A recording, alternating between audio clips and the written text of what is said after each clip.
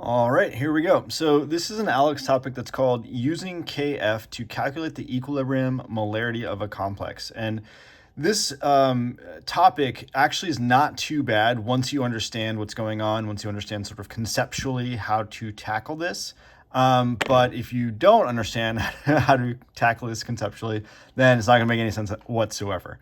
So we'll go ahead and break this down. I'm going to go through sort of every single step, sort of the logic behind what we're going to be doing. And then go ahead and solve it, obviously. I'm only going to do one example in this case because what I'm going to be talking through from what I've seen is really sort of general. So hopefully that makes sense. All right, so let's go ahead and jump into this. The first thing that you'll notice that I've drawn out here is really the starting point for all of these KF type problems.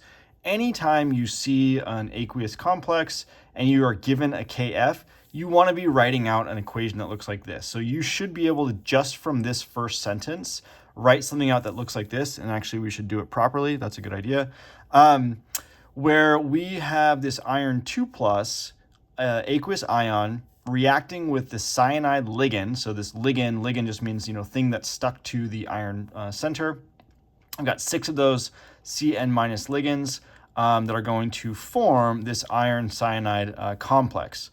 And we know that this is going to be happening because we're given the KF. So anytime you're given a KF, you know that the product of that equilibrium reaction is going to be the complex. And then you can sort of easily figure out, well, okay, iron 2 plus, 6 of these Cn minus ligands, overall, 4 minus charge. This is the equilibrium that's going to be sort of governing this problem. All right, so then the next part, we're told that equal volumes of this iron nitrate, so this iron nitrate really is a source of this iron 2 plus. The nitrate's just going to be a spectator. We really don't care about that. But this 0.0088 molar iron solution is going to be our initial, right, solution of this iron 2 plus. And then the 0.88 molar sodium cyanide, again, is going to be our source of the Cn minus ligand. We're going to mix those together, and then we're asked to calculate the equilibrium molarity of the iron 2 plus ion. So after this is reacted, form the complex, how much this iron 2 plus ion is going to be found in the solution. I've drawn a little picture over here just to illustrate one of the little sort of nuanced details, little thing that's easy to make a mistake on. We're going to be mixing equal volumes, and I've just chosen 1 liter here arbitrarily because it's an easy number to choose. And we're going to be mixing those together. So there's actually going to be a 2 liter total reaction solution. And that's going to be important for our initial concentration here of this iron 2 plus, right? So if we just grab this 0.0088, that's actually not right because we're diluting it in the reaction solution by half, going from 1 liter to 2 liters. So the actual starting molarity here, it should actually be 0.0044 molar, right? Just because we're dividing that by 2 to get to this. Do the same thing for the Cn minus, 0.44 molar, 0. So at this stage, we can actually start running through minus x, minus 6x, plus x, running through our ice table until we run into a problem, right? So let's go ahead and just fill this out as if we're doing it this way.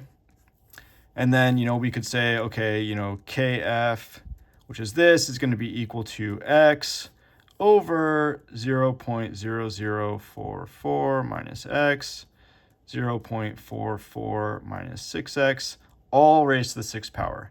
This is a mess. This is not something, this is like, oh no, what are we doing, right? We don't really know how. I don't even know how. Maybe some computer could do this or whatever, but this is not going to work. We're not going to be able to solve this for x, right, to figure out what this 0.0044 minus x is. It's just not going to work. So this is a no-go, right? We've run into a problem. So we need to sort of stop at this point, reassess, think about, okay, what's going on here?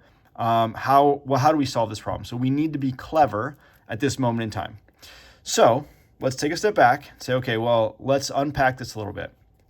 This KF is huge, right? If we look at this value, if you think about what this is telling you, this is a huge value.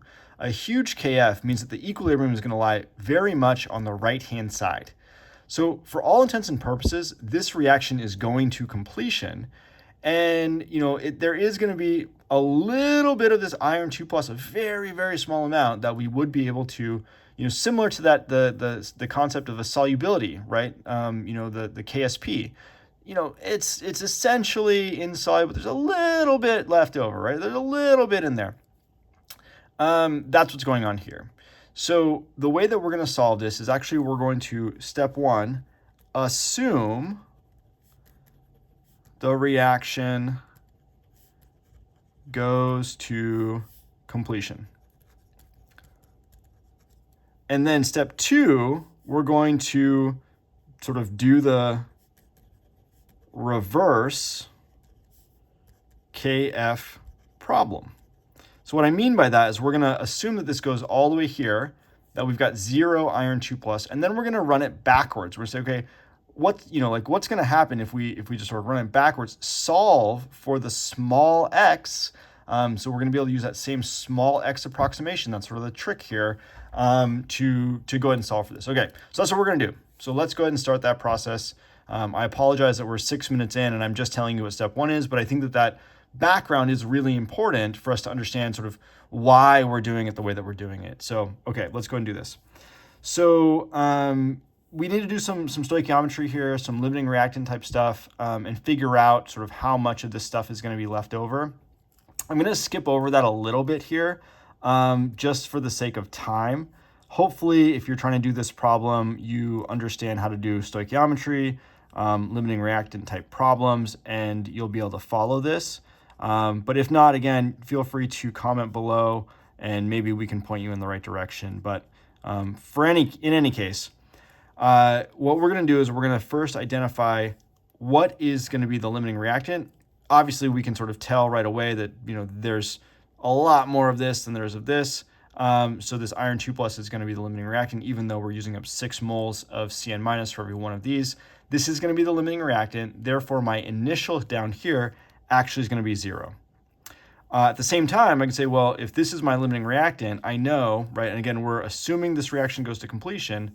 Then I can say, well, all of this is going to turn into this. It's a 1-to-1 multiple ratio. So my initial here is going to be 0.0044 molar.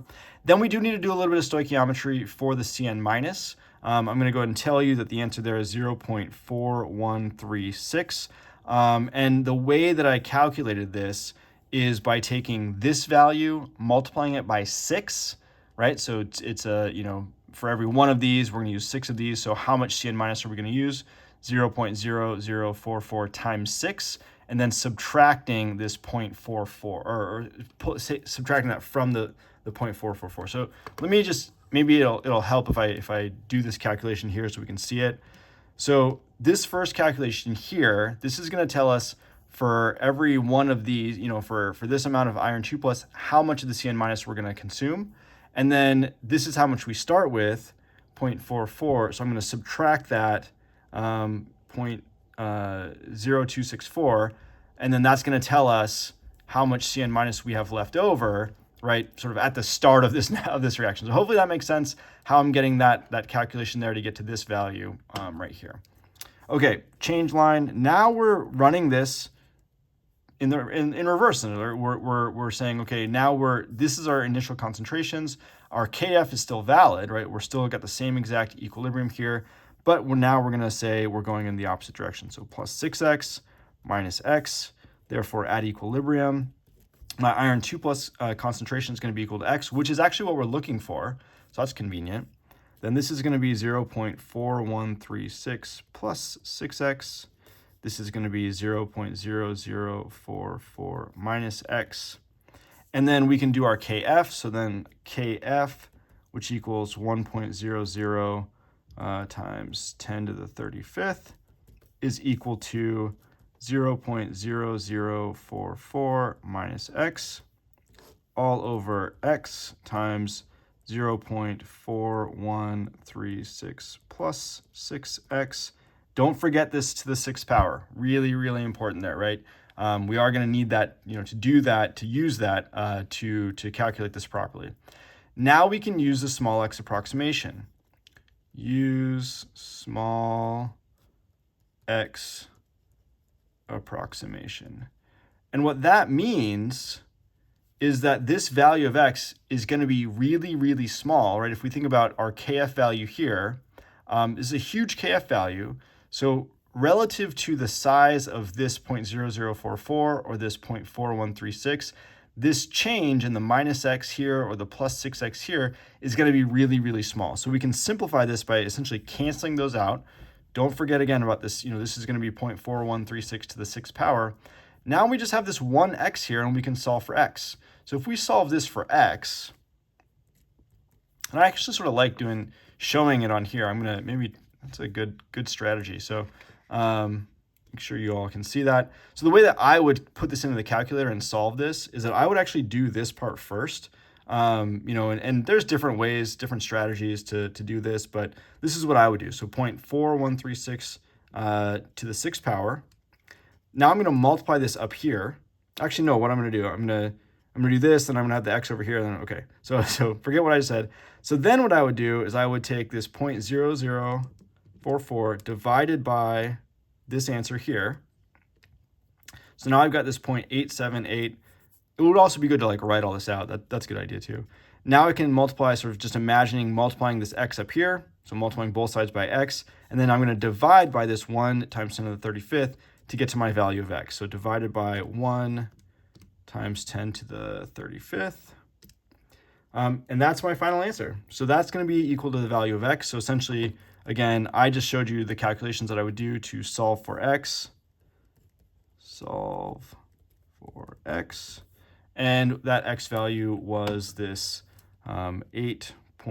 Let's put it right here. Put it over here. So you can all see. 8.79 times 10 to the minus 36th molar. So that is, our X value. That is our iron 2+ concentration. That's going to be the answer here for the equilibrium molarity of this aqueous iron 2+.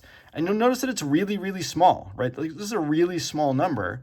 So then that also tells us that, our small X approximation that we did here and here is valid, right?